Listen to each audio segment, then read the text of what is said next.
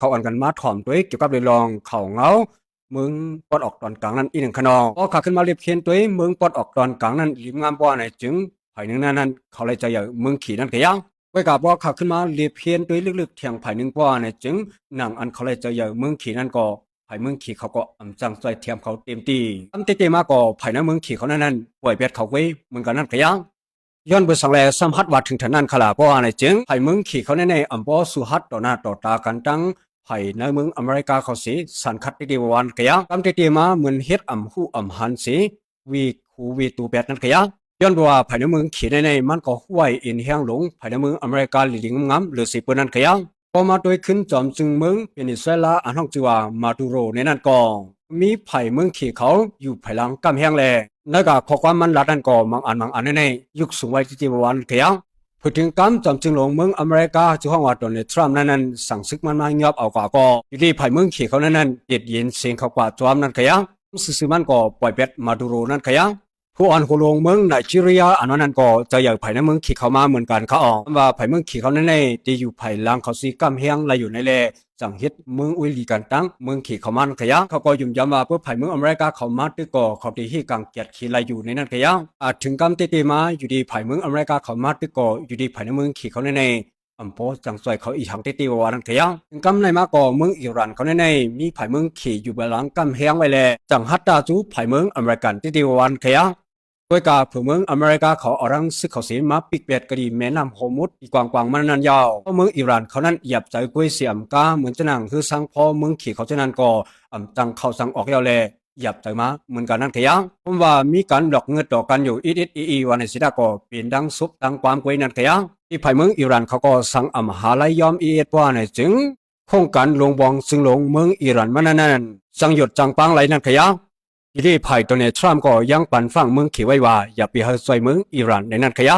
พอมาตัวขึ้นที่ในริมงามปวานจึงเมืองขี่ลงนั้นผมว่าอินเฮียงลงมันอย่าตีอย่าว่าไว้วันสิตาก็ต่อสู้กันตั้งเมืองอันมีปัญญาอย่าหรือเมืองอันมีอินเฮียงอย่าหรือสิมันนั้นปวานจึงมันก็วิหูเหมือนกันนั่นขยะ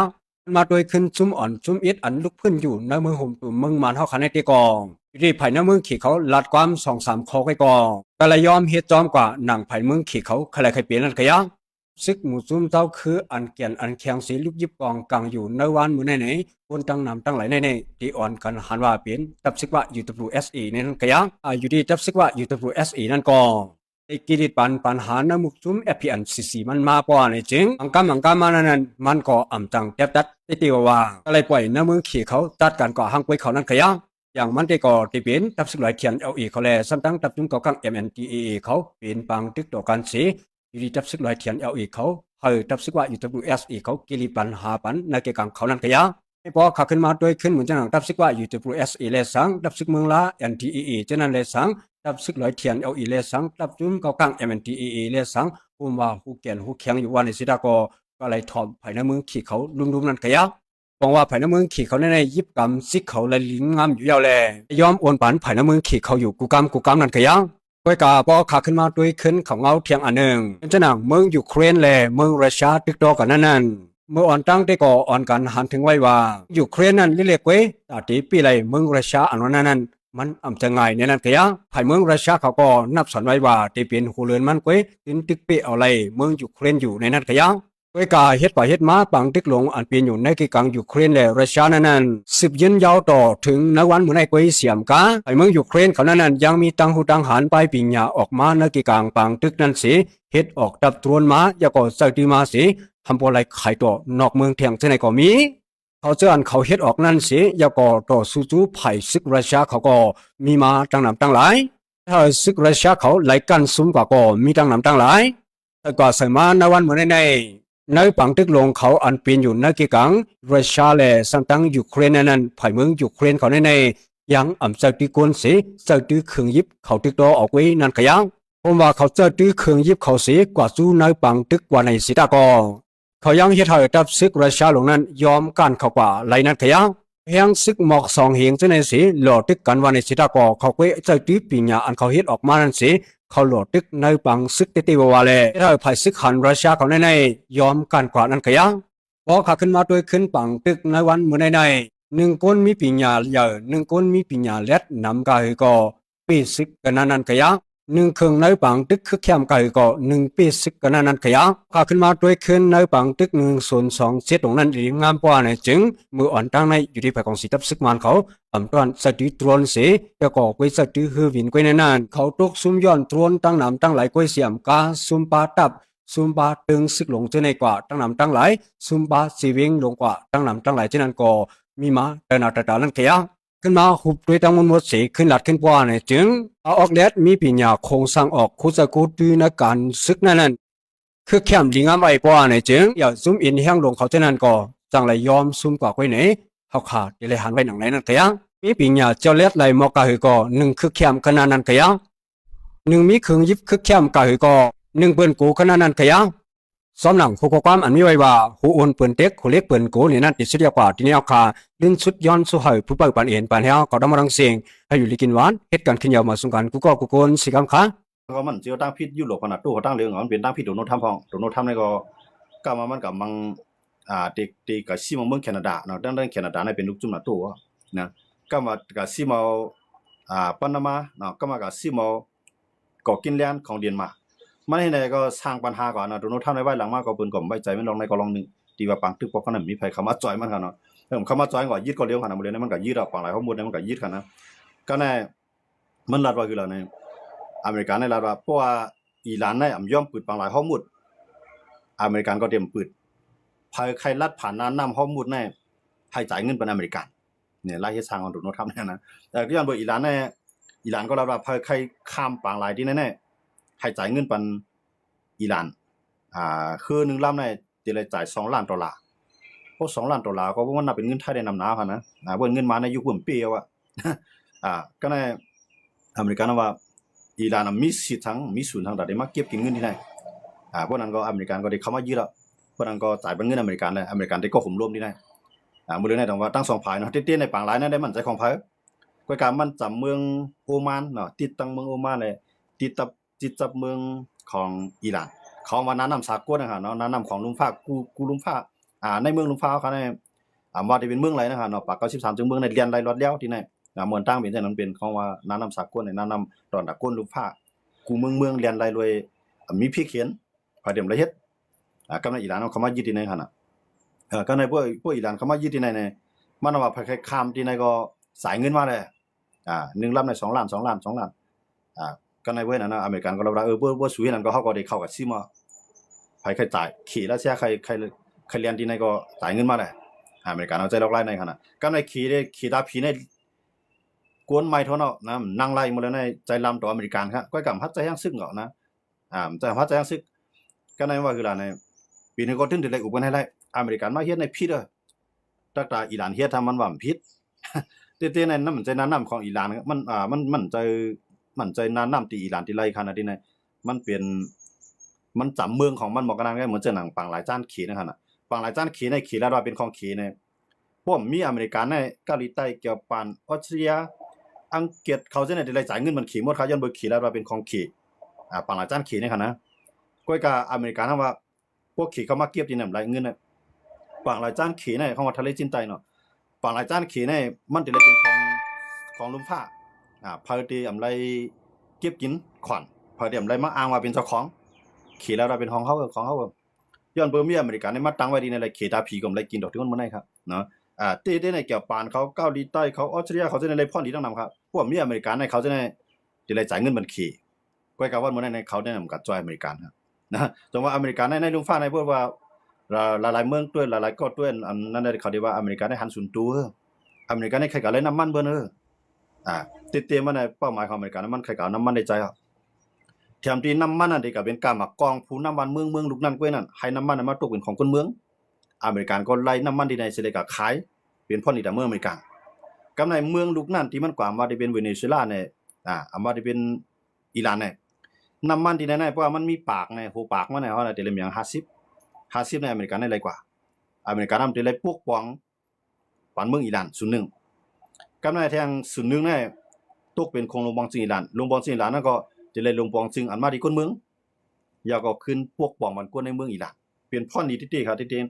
ก็กะพวกมันมีอเมริกันเข้ามาที่ในขี่เอากว่าขี่ก็เลยพ่อนดีรัสเซียกว่ารัสเซียเลยพ่อนดี ผู้นำอิหร่านไล่เงินที่เขตที่รัสเซียไล่มายาวว่าซื้อหมากกองเฮ็ดขีปนาวุธยื้อใส่เมืองใต้เมืองเหนือมีพรที่สังตาวันเมืองมีพรที่สังตาลุงฟ้าค่ะยันอะไรว่าอเมริกันเข้ามาก็ในเขตตาผีเนี่ยผมสนใจเขารู้มันดูไล่ค่ะแหละพวกหยุดกูแตกที่ง่ายๆก็เหมือนเมื่อผมจุ่มจู้ขนาดนั้นเนาะเมื่อผมจุ่มจู้เนี่ยไอ้มีหนองแหลงไอ้หน้าลำไอ้หน้ากำตำลำชาในเลยกินทั้งก็เหลียวมันนะลูกน้องตะเป้มันเนี่ยเด็ดทุกขาขานใจมันเลยค่ะเนี่ยอันเป็นผู้นำมันเขาละหลายก็เขาว่าเนาะลูกน้องนางมีหนองแหลงเนี่ยที่เลยกินน้ำเลยเพื่อนก็ในทานเฮว่าทานฮิตว่าเล่ธาตุว่าเล่เอื้อว่าแก้ว่าน้ำมันว่าป่าไม้ว่ากูจะกูลองหาหน่อยมาเจียวแก้วเสียงเงินคำออกหมดเมืองใต้เขาเนี่ยนะเมืองใต้มันจะเมืองผมจุ่มจู้ค่ะเนาะป้าทั้งเมืองใต้ของเขาให้นั่นเข้าจุ้เขตดิกวนเมืองผมจุ่มจู้ไรสังฮะผมไรสังก็อยากเขตตาผีไรกินพ่อนี้เนี่ยไรพ่อนี้จอมตีมีหนองแหลงดังนำจอมเขตตาผีว่าบอกไอ้มีหนองแหลงพี่เด้อไอ้มีหนองแหลงฆ่ากู้เด้อไอ้มีหนองแหลงเอาคู่ของน้ำนี้พาเมืองกับใจเนี่ยไอ้เขตตาผีเนี่ยบ้าฮะย้อนมาจากนั้นไรเขตตาผีเนี่ยใจกวดนะใจกวดด้วยอะไรมันว่าอเมริกันเข้ามาในว่าอเมริกันในใครมาหิมันน้ำมันเบอร์เนอร์นะอเมริกันในใครมาชื่อเป็นเจ้ากำผาเนี่ยเนาะเขานี่อเมริกันนะก็กับเขานี่ละลายกับอเมริกันดูนู้นทำผมไปสนใจดูนู้นทำเราว่าคือเผยเรียนมากก็พ่อป้อใจกือในพ่อมได้เยื่อเนี่ยดูนู้นทำบันความสังไว้ขีดาผีก็ท่าทายเนาะว่าเขียงต้านะฮะเนาะขีดาผีเรียนมาดูนู้นทำไปยื้อปล่อยเรียนกับล่ำตุลอดล่ำไงนับตั้งแต่วันที่11อุบกันยาวก็อุปกันยาวก็ในมันมีเขาตกลงไรนึงหั่นเนาะต่างภายก็ต่างใจลำใส่กับเมืองภายมันนี่ก็ดูนู้นทำก็ใจลำลากคือมันเขามือที่ผมของปางหลายข้อมูลกันเนาะมื้อในมือค้ำไว้ทีนี้ไปข้าวยามแทงมื้อในมันได้มอกอาร์ตินเขาจะนำพวกเขาต้อมผิดกันนะมันอันเขากึดๆมาในกันตั้งหมดได้เขาปัน14วันนั่นเนาะหนังมันเต็มตั้งถึง14วันเนี่ยขี่ก็เนียดมีปากีสถานให้ปากีสถานให้เขามาคัดใจอุบแทงให้มันอุบกันเลยปอกที่2ในมื้อในปากีสถานในตั้งอุบอเมริกันก็แล้วตีย่อมอุบุก้วยกาตีไรลดเงินขายนะเงินขายนี่หมายถึงว่าอันสุขะไร6ปากนั่นย่อมลงมาหมอก70เนี่ยนั้นก็50เนี่ยแค่นี้นึงเนาะย่อมลงต่างฝ่ายต่างย่อมลงพองเงินขายนั้นอะไรต่างอันใดตกย้อนไว้ทั้ง2ฝ่ายนะครับเนาะเข้าในปากีสถานนี่ก็เข้ามาปากีสถานนี่มันจังเข้าว่านั่นพวกมันเข้ามาปุ๊บเนี่ยพวกมันเข้ามามันได้เลยเข้าบังตึกจอมเยอะมาย้อนเบอร์ซาอุได้อยู่อีในพร้อมได้เข้าเอาแฮงซื้อเข้าตึกจอยอเมริกันนะครับเนาะเขาตึกอิหร่านยันเบอร์ซาอุได้อยู่อีในรัฐว่าอิหร่านได้ตื่นเตรียมไรเปลี่ยนพี่ดอกเขาทางวันนังนาวอเมริกันก็อย่าไปให้ขึ้นปังตึกที่ไหนสืบเพียวมวยกวนปังไปไทยไรอย่าก็ตั้งขึ้นมาเมืองอิหร่านอันใหม่มันจังว่าไรผู้นำใหม่ขึ้นมาก็แหลกหลายอุปเปิงพองงำเมืองอย่าไปให้เป็นพี่ดอกไผทั้งลองนิวเคลียร์ก็ต้องไรแล้วถึงนึงคั่นเนาะซาอุได้อยู่อีเนาะป้าดังโอมานป่าเลียนเขา3-4เมืองเมืองฮะเนาะป้าดังกาตาร์เขาเนาะยากกินน้ำในป่าเขาหมดก็ไว้นั่นก็มาให้อเมริกันในเข้าบังตึกน่ะพวกอเมริกันในเข้าบังตึกกำในตั้งตะวันออกกลางเข้าบังตึกเนี่ยตึกอิหร่านนั่นนะกำในขีตาผีในมันได้แล้วแฮงซึ่งเข้ามาจอยอิหร่านรัสเซียได้แล้วแฮงซึ่งเข้ามาจอยอิหร่านกำในปากีสถานนั้นเป็นอุยลีของเคซ้ำได้เลยกับจอยซาอุกำในพวกได้เลยกับจอยซาอุเลยอยู่อีนะครับเนาะป้าดังกาตาร์เขาจะเนี่ยอันจ่ายบันเงินได้เป็น2เมืองนั่นขนาดเนาะซาอุเลยอยู่อีเนี่ยจ่ายเงินปันปากีสถานปากีสถานเป็นอุยลีของเคมันจังเขาว่าเป็นอุยลีของเคซ้ำจะเลยมาจอยปากีจะเลยมาจอยเหมือนจะนำซาอุเขาอยู่อีเขากำในเขียมจะเลยมาจอยอิหร่านจะเลยตึกกันขึ้นอุยลีกันจังว่าเคเนี่ยมันกูแล้วมันเกิดปังตึกกันนั่นแหละมันจังไรบีบติ๊กๆให้อิหร่านได้ย่อมอุไปไรนะบีบมันหัวอเมริกันเนี่ยมันถอยแล้วเขารู้มันจังถอยอเมริกันในเบิดถอยปุ๊บเนี่ยโดนัลด์ทรัมป์ในเปิ้นลือเปียดนะมื้อเดือนนี้เขาเพิ่งหางแฮนได้ถอดถอนโดนัลด์ทรัมป์เอาคั่นน่ะในสภาเขาในคั่นนะหางแฮนได้ถอนโดนัลด์ทรัมป์ออกจันประธานาธิบดีมันกำในโดนัลด์ทรัมป์ในพวกมันซุ่มปักตึกกินไหนก็มื้อกว่าเนี่ยน้ำมันก็ไหลมือหมากกองก็มาเสียงเครื่องบินตก8ลำด้วนได้นับ2ปากครับนะอันตกมันคั่นนั้นด้วนอเมริกันในคั่นนะช่องปากก็ปากปลายฮะเนาะมันก็ตกน้ำฮะนะมันตกน้ำอีหร่านก็ยี่ใส่ไปน้ำก็ดังว่าก็น่าให้ไหนขึ้นตัวโน้ตทำให้ไหนมือกว่าไหนเหมือนดังว่ามือติดหลายมือเปล่าผมเลยสั่งเซมิโอเนี่ยมันจังมือพวกมันมือปุ๊บตัวโน้ตทำเนี่ย1ยัดถอดถอน2เลือกตั้งมากคนเมืองก็เอาซุ่มกับซุ่มซุ่มหน้าซุ่มหลังซุ่มฮู้ได้เฮ็ดจังตัวโน้ตทำในมื้อเดือนไหนดังว่าอำจังถอยได้ไรกว่าตึกๆก็ตรงว่าขี่ก็ฮู้ขี่ตาผีก็ฮู้ว่าตัวโน้ตทำนำจังถอยพวกตัวโน้ตทำจังถอยตัวโน้ตทำเนี่ยห้องเอาตะวันออกกลางในขบังตึกมันหนองปันขยาม12วันหั่นน่ะ14วันมันได้เลื่อนวันจะตีมันเลื่อนเนี่ยมันจะว่ามันเป้เลยค่ะอเมริกันมันจะว่ามันเป้อิหร่านได้ก็ว่าพวกมันเดี๋ยวตั้งหมดที่มันมีน้ำมัดทุบใส่อิหร่านเนี่ยเครื่องหนักในมือมันน่ะได้ยอมลงกว่ากำในยุโรปเขาก็จอยมันหนาตู้ก็จอยมันว่าไหนจึงขี่รัสเซีย เดี๋ยวเข้ายามลีเซมามังอเมริกันแต่อเมริกันก็ฮู้ด้วยนะแต่ว่ามันก็มันก็เอาแฮงมาทุ่มใส่ที่อิหร่านได้หมดให้มันตึกขับมือเขียนแล้วเสียหลายนึงหั่นเนาะอเมริกันมันเฮ็ดจังได๋แต่ว่ามันก็เป้าหมายมันน่ะไรนำก็ไฮไลท์มือพองให้อุปโภคในดังอิหร่านให้อิหร่านในเรียกลายยอมเนาะต่อให้มันเรียกลายเปลืองอุปเปลืองพองกับมืออิหร่านก็ให้อเมริกันในเข้ามามีศูนย์รวมในตัดในน้ำมันตัดในน้ำมันมือเนี่ยเพื่อน่ะบ่โดนทำไรน้ำมันในมือเนี่ยในแก๊สในทั้งสิ้นเลยมามีหุ้นส่วนในอิหร่านเนี่ยมันได้มือลาในก้นเมืองอเมริกันมันไรว่าเก่าไรมากกันนายเฮาในเมืองเวสเนียเก่าไรมาในเมืองอิหร่านเก่าไรมามีประธานาธิบดีก็ไรเฮ็ดไรเมืองเก่าเนี่ยโดนทำมันได้ลาอะไรจังได๋กันได้พวกมันมาเฮ็ดปังตึกแกไรสังมือยอมขึ้นปังตึกแกไรสังมือซึ่งก็มาตายหมดเลยใน13ก่อเขาด้วยอเมริกันนะซึ่งมันตาย13ก่ออิหร่านได้ตาย5เฮียงปลายฮะของยอนเบอร์อิสราเอลไว้ตั้งอเมริกันในคุมกลางหาวเขาด้วยเนาะคุมกลางหาวนี่หมายถึงว่าเครื่องบินในมีในเต็มที่ในกลางหาวของอิหร่านนะครับเนาะก็อิหร่านมีเครื่องบินมันพูดเรียกผมจังคือเขาเอาขึ้นมีนะครับเนาะว่านั่นได้อิหร่านก็ตาย5เฮียงปลายก็อเมริกันในตาย13ก่อเครื่องบินในตกกับ8ลำนะครับเครื่องบินอันใหญ่ขนาดนะเครื่องบินมันจะว่ามันตกออกมาก็มันเข้ากันอเมริกันขึ้นยาแบบมันลายอันก็เหมือนเจ้าหนังในเมืองคูเวตก็มันเป็นเครื่องให้กลางกลางของคูเวตขึ้นยุ่งยากกันนี่เนาะยุ่งยากเครื่องบินของอเมริกันนะครับเนาะแต่มันซึ่งมันอันอิหร่านเอายึดตัวก็ได้มีพ้องนั่นขนาดเนาะแต่ว่าเฮาก็มาด้วยดินเนี่ยตัวโนทำเนี่ยมันจังถอยเนี่ยขีตาผีก็ฮู้ว่าตัวโนทำเนี่ยจังถอยมาพวกตัวโนทำจังถอยมันดีกว่าไล่ตึกก็พวกไล่ตึกก็เนี่ยเอามาตะวันออกกลางเมืองอะไรที่ปั๊มเขาบางตึกเข้ามาเนี่ยเพราะว่าซาอุได้อยู่ในเมืองเขาดึงจอกเขาในบางตึกเนี่ยเขาดึงใครทุบอิหร่านเยอะเนาะจนอิหร่านเนี่ยก็ทุบใส่พงน้ำมันเขาอันใหญ่ที่สุดในลุ่มฟ้าอันเป็นของ UAE เนี่ยครับนะอิหร่านย่าแล้วไปแล้วนะกำไรพงน้ำกินตั้งแต่วันออกกลางน้ำกินให้เขาไปลำลองนะย้อนเบอร์เขามีน้ำห้วยน้ำพองเหมือนเขากำไรอิหร่านเนี่ยก็ทุบไปพงน้ำกินเอาแท้ใจลำทนไม่ใจคือขนาดนั้นเดี๋ยวยังซื้อเข้ามาเนี่ยซ่อมไปใครมันเกิดเป็นบางตึกใหญ่กูอเมริกันทอนตัวไปเขานั่นขนาดอเมริกันเนี่ยเพราะว่าเสาเขาอยู่ที่เขาเข้ามาเนี่ยตะวันออกกลางเขาโคมันในเข้ามาเนี่ยกำไรอเมริกันทำอุปกันตั้งอิหร่านในตกลงกันได้เฮ็ดให้ตั้งตะวันออกกลางมันจะหนังอิหร่านในตะวันออกกลางมังกันอเมริกันในเฮ็ดคนตุ้ยป้อยจังว่าเสาก็กูรู้แน่เนาะอยู่ที่เขาก็กูรู้แน่กลัวอเมริกันแน่เพราะว่าอิหร่านเนี่ยก็มีดังเลิกเขาเลยว่าเขาจะในโคมันเข้ามามังมันเนี่ยมันได้มังป้าอเมริกันเนี่ยมันเต็มปีแล้วมันก็ฮู้ตัวมันจังอุบกึดตึกต่ออเมริกันมีข้อตกลงอะไรตั้งอเมริกันเนี่ยปล่อยให้เขามังกันเนาะต้องจะซาอุเขาอยู่ที่เขากาตาร์เขาจะเนี่ยก็เขากูร้องได้เลยเขาไปฮัดใจแห้งซึกเข้ามากำเหลียวไปกึ่งกลางกินก็จังแก้นกึ่งกลางแรงก็จังร่วมเนี่ยมันเป็นจังได๋เข้าไปจังฮัดเข้ามานะครับเนาะจังว่าเข้ามาด้วยเนี่ยต่างภายมันต่างเพียนซ่อนเพียนอยู่ข้างภายมันนะครับเนาะแต่ว่าขี่ก็เลยเพียนซ่อนเพียนเพราะมันตีตัวมันเข้ามาได้ๆเนี่ยตัวโนทำน่ะได้มือขวดมันเมืองปักกิ่งมันน่ะนะมันจังนั้นเกี่ยวปานเนี่ยออสเตรเลียเนี่ยเกาหลีใต้เนี่ยเพราะเขาจะเนี่ยเขาตึกเนี่ยพวกอเมริกันเขาตึกเขาจะในการตึกซ่อมแล้วมันจะไหนว่าขี่เนี่ยมันนำกูดูในทางไปฮัดเข้าจ้ะมันมีตั้งลึกตอนดักขี่นะมันย้อนเบอร์อเมริกันในที่มันมามังอิหร่านในมันตึกว่าเครื่องหนักที่มันมีไว้ในมือเขาเนาะมันตึกมีหมอก 2% ของอเมริกันเด้ที่มันมามังอิหร่านเนี่ยมันไปใจอ้วนหวานดังว่าขี่เขาในก็ที่หลักบางตึกยาวที่ก็ตาวันออกกลางได้เจาะเข้ามาในจังหวัดนั้นคือตาวันออกกลางเต็มเจาะเข้าเนาะว่าตาวันออกกลางเจาะเข้ามาปุ๊บนั่นแน่ปากที่ฐานได้เลยจอยตาวันออกกลางย้อนเบอร์มีข้อตกลงกันว่าเงินเฮาจ่ายปันสู่กูเลินกูปีก็ในสู่ที่เลยมาข่มลงมันเมืองเฮาน่ะย้อนเบอร์2เมืองน่ะเป็นเมืองสะเทเขาโลซาอุอยู่อีในเงินในจ่ายก็กูไว้กันหลวมมีเราห่มรวมเฮียงแลมันกว่าเอาปากีสถานให้มาห่มรวมล่ะย้อนเปิดปากีสถานในมีนิวเคลียร์ก็ในอเมริกันในรู้เนี่ยอเมริกันในก็ซ้ำมีอยู่ส่วนนึงนะแต่ว่าเขาจะในก็ตรงเลยว่าเอาพวกไปอเมริกันเนี่ยมันไรก็ได้เลยมีทางภายมาค่าน้ำหนัก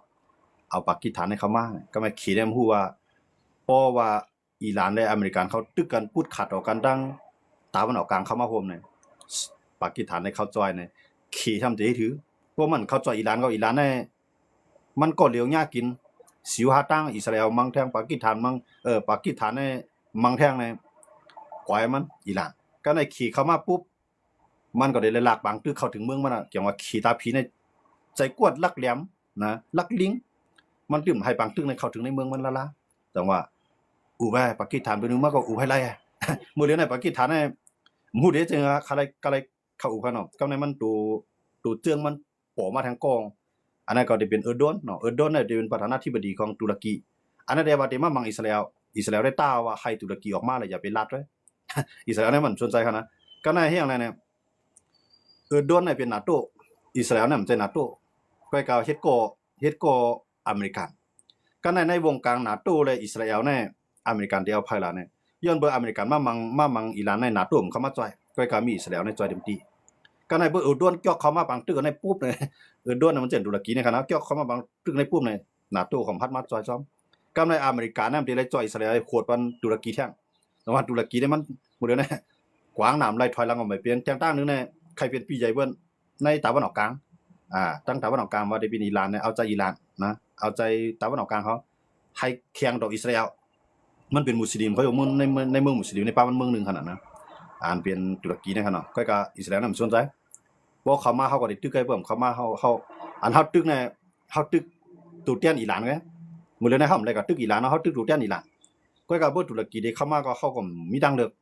อิสราเอลได้ว่าจังได๋ครับว่ามื้อเลยนะด้วนนะมันก็ไล่ลาดก็เตรียมเฮ็ดก็ดีเลยตั้งอีดอนคั่นเนาะดังว่าสังว่าเฮ็ดได้เนาะเพราะว่าตุรกีเนี่ยเข้ามาปุ๊บเนี่ยถามว่าอิสราเอลเนี่ยต้องได้มือมังเมืองตุรกีเนี่ยมือมังแน่นอนครับกำเนี่ยเพราะว่าตุรกีได้อิสราเอลมังกันแน่นอนอันนั้นได้เปอร์เซ็นต์ได้เปลี่ยนได้มันเองก็ยังบ่มันมีตั้ง2ก้อนนั้นเปลี่ยนดีอเมริกันกำเนี่ยพวกให้อเมริกันเลือกตุรกีได้พวกให้อเมริกันก็เลือกว่าตุรกีและอิสราเอลได้จ่อยภายเลยเนี่ยอเมริกันเนี่ยมันตึงกว่าเลือกเลยมีตั้งเลือกที่ได้เลือกก็อะไรก็นึงกันเนี่ยมันก็ตึงได้เลือกอิสราเอลครับยันเบิดยุโรปเขาเนี่ยตุรกีนั่นก็อยู่ในยุโรปเขาเนาะใจใหญ่รัสเซียใจใหญ่เขตกินจอมเพราะว่าหลุดจอยมั่มจอยดิป้ายมังมีเป็นใหญ่ก็อิสราเอลน่ะมันสนใจเพราะว่าหลุมมังนี่ก็มังน้ำตีนะเหมือนเจ้าอิสราเอลมันได้ก็กินได้ก็ตายไล่จ้อมกันนั่นเนาะมันเจ้าได้ก็ตั้งตะวันตกนะได้ก็กินพูดเรียกมีพี่มั่มเอาจ้อมจังหวัดโดนทำเนี่ยมันก็ต้องว่าเลือกก้นก่อนพูดขาดนะก้นก่อนพร้อมได้จอยเขาเนาะว่าบ่ได้โดนทำว่าคือยุโรปเขาในสบัดคนชมไงเนี่ยว่ามาจอยก็ในโอลีเขานะครับว่าเขาญาเพมาฮู้ว่าโอลีที่เขาเป็นพระอิสราเอลเนี่ยเป็นโอลีที่จำใจเขาได้ว่าจังได๋คั่นนะตัวโนทำได้กันนะก็ในตั้งตะวันออกกลางจังได๋เขาก็จอยเฮาเนี่ยคั่นเนาะตั้งตะวันออกกลางเนี่ยเขาได้จอยเขาจอยเงินหั่นย้อนเบิ่งเขาให้อิหร่านในร่วมเขาลงนะว่าเขาเข้ามาด้วยเนี่ยเงาลายตั้งตะวันออกกลางเนี่ยไปมีแนวตั้งที่ยาวลงหลายคั่นเนาะอันนั้นก็ติอุกันเที่ยงปอกที่2ในข่าวดังภายใน14วันเมื่อมันไปถึงขีดเส้นตายอันโดนทำเลยตั้งอิหร่านเขาเลยตกลงไว้ว่าคือตึก14วันนะครับเนาะ2ปาด2อาทิตย์ครับเนาะเมื่อมันไปถึงในกลุ่มภายก็เนี่ยออนกันไฮโปอุกูกันให้ไล่นะครับเนาะอันนั้นก็บอกหมายนึงได้ก็ว่ากินข้าวกินน้ำมั้ยมันอันเหมือนเจ้านังปากีสถานก็เลี้ยงข้าวเลี้ยงน้ำก็ซุ่มกะข้าวกะพักไอ้ตุนทำก็เหมือนเจ้านังอิหร่านอเมริกันก็กินอิ่มต้องไก่ใส่เหลือได้มือขึ้นเนาะไล่เขาตกลงสั่งกันนะไล่เขาตกลงสั่งเตมาอุบกันทางปอกหมาย2ได้ก็ที่วันไหลมีลองคุมนาซึ่งหื้อเนี่ยเฮาขาด2แก้วขึ้นมาต่อไต่คันในกันแท้ในคั่นเนาะเอาค่ะวันมื้อนี้ก็พี่น้องเขาซื้ออันกว่าเรือน5ซ้อนน้ำในก็ให้ฟังสติกันคั่นเนาะไอ้หมายแมงก็เตรียมทนมื้อเดียวในคั่นนะลายหากินก็หยับเนาะกำไรลายหาเงินเบิ่นก็ซ้ำง่ายอันนั้นก็ใครพี่น้องคนเมืองไทยเฮาอ่อนกันฟังสติกันเนาะกันเลยก็สั่งก็พวกเมาก็อย่าไปขับเอารถกาพวกยามาก็7-8เถียงตีมันก็นอนคอกเนาะอันนั้นก็เลยสร้างสติที่มันกูบอกได้พอห่ำเขาในเมืองเนี่ยมันบ่ซุมีเนาะเฮาก็จอม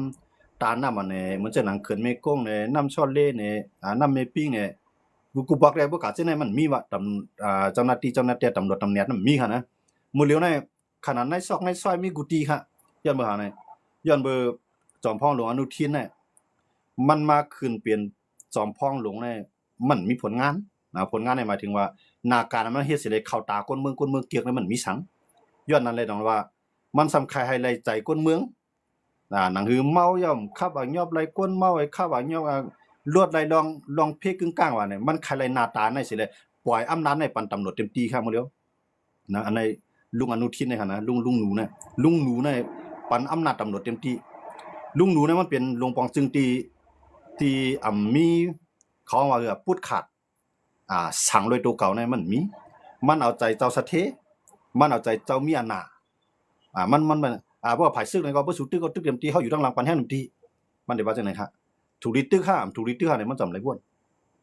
เฮาปันอำนาจซึกเต็มที่กันในคนเมืองก็เลยใจมันได้ปันแห่งซึกเต็มที่ลงคนเมืองฮู้การเมืองก็เลือกมันขึ้นมาลุงหนูนี่คั่นนะก็ในเพราะว่าเกี่ยวกับเรื่องตำรวจตั้งร้านตั้งดีมือปันลุงตู่ในไผตั้งร้านร้อยมีมือปันลุงตู่ในยังมีอำนาจเตรียมคั่นเนี่ยปันตั้งหาตำรวจตำแหน่งในด้านปันตั้งร้าน นะปานลุงหนูนำชวนซะเอาตำรวจว่าไกบ่เลยในตำรวจนั้นมีกูซอยครับนะกว่าทางใดก็ปล่อยดีเลยก็อย่าสติดีๆครับพี่น้องครับพวกเมาอย่าไปคอลวดการนะมื้อไรใครกินก็ซื้อหมูซื้อหมูซื้อข้าวหลีผักหวานมากินติขึ้นวืดเพียงหลังเต็มตีเปิ้นไปหาส่งว่าพวกแบบถึงเที่ยงคืนกลางคืนเนาะเฮาว่านะว่าลึกแล้วได้เจ้าจอมข้างเฮามันก็หลุได้รับหลุนอนเนาะก็เพิ่นก็ดีจังเฮาก็มีก็การนั้นได้เฮาหลุได้บ่อยู่บ่กินนะฮะเนาะพวกใครกินจอมเพิ่นได้ก่อนให้เพิ่นกินน้ำเมาอย่าไปกว่าครับมื้อเหลียวในมันหนาแฮงหนาตามมันก็เชียงหนาข้างมื้อเหลียวนะใส่หมวกกันน็อกก็2,000สองเฮียงหั่นนะใส่หมวกกันน็อกหั่นนะเบิ่งญาติตำรวจหั่นนะบ่ขี่ทางหลังมันแฮงก็2เฮียงก็นะยันบ่จะนั่นแหละจังว่าอันนั้นมันเป็นลายหาเงินก็ว่าลายสร้างให้คนเมืองเฮาให้คนเมืองหลายๆเมืองเฮานำจะคนเมืองเฮาก็กูเมืองให้บ่ได้กูจังได๋ก็มีเนี่ยอันนี้ก็ใครฝากคนพี่น้องเขาวันเดือน5เนี่ยมันสิมื้อในมื้อพุกมื้อพวดเป็นวันกำเนิดสุดแล้วค่ะเนาะวันกันฟังสติให้อันเบิ่นว่าหมออยู่หมอกินนะค่ะเนาะหมอตัวเงาลายมันเนี่ยพวกอยู่กันเนี่ยมันสิจังเฮ็ดให้ขับรถเพให้รถในเดือน5เนี่ยพี่น้องก็ตายก็อย่าไปให้มันป้านะค่ะเนาะวันกันฟังสติไว้น้ำค่ะเนาะอันนี้ก็ฝากคนพี่น้องใต้เขามาหากินเขามาปึงพวยเมืองเบิ่นเนาะเฮาอย่าไปเลยเป็นเครื่องมือเบิ่นแล้วเลยเป็นยือเบิ่นเนี่ยอันนี้ก็รีฟังสติกันเนาะเดือน5เนี่ยปีไหนเหมือนกูปีค่ะเนาะเจ้าหน้าที่อันว่าในเขาว่าเข้มเนาะมันจังว่าเฮ็ดติค่ะตอนนั้นจอมก่อนที่เกิดมีโกในกว่าทั้งบนออกมาซอยป้ายแทงออกซอยไหนมาป้ายแทงนะตันทุกขอตอกป้ายแทงย้อนบ่จังได๋อันนี้มันจังเป็นพิษต่อเฮาเพราะเฮาเมาเนี่ยจังลัดความสังเพิ่นย้อนก็เลยปันกันนั่นนะผมปันก็นอนคอกไอ้นะผู้นอนคอกก็มือจึงมือพุงมาขึ้นลุ่มตะลานะเนาะก็ขึ้นลุ่มตะลาเนี่ยก็มาอาทิตย์นั้นมารายงานตัวอาทิตย์ไหนมารายงานตัวมันได้ซุ่มหน้าการทางงานเอาค่ะซุ่มขิงขาข้าวยามเฮาเนี่ยอันนี้ก็ใครฝากกันคนเมืองไทยเฮาซื้อมาอยู่เมืองไทยค่ะเนาะปีในเหมือนกูปีเนี่ยอันนี้ก็ให้มออยู่มอเซาจอมเงาลายมันดีๆค่ะเนาะอันนี้ก็อีกเงาลายข่าววันการเมืองนอกเมืองเสเดี๋ยวก็มาลาดเลยลองการอยู่การกินการเรียนการสร้างการเซาวันส่วนนำสร้างแก่นปีนี้เนี่ยให้กูก็ลอดฟรีกัดเรียนกันสิกรรมเนี่ยครับเนาะให้ขึ้นปอกมือหาพ่อหาแม่หาพี่หาน้องหาคนในเฮือนเฮาลูกหลานนางมีสืบไผดันมาในลอดเพอังไผอังมันเนี่ยครับเนาะวันมื้อนี้อย่าไปให้ไรเปลี่ยนเพในส่วนนำในนะครับเนาะให้ไรเกี่ยวจอมหนังพิงทุ่งอันเปิ้นมีไว้ก้อยกะอย่าไปให้มาตุ้มตื้อต่อดูเฮาเลยคนในเฮือนเฮาเนี่ยครับเนาะอันนี้ก็ฝากกันพี่น้องเขาอย่านำกันกูจัดสิกรรมเนี่ยครับเนาะหมายสุงกันในวันปีใหม่สร้างแก่นครับหมายสุงกูเจ้าเสกรรมครับเนาะหมายสุงครับ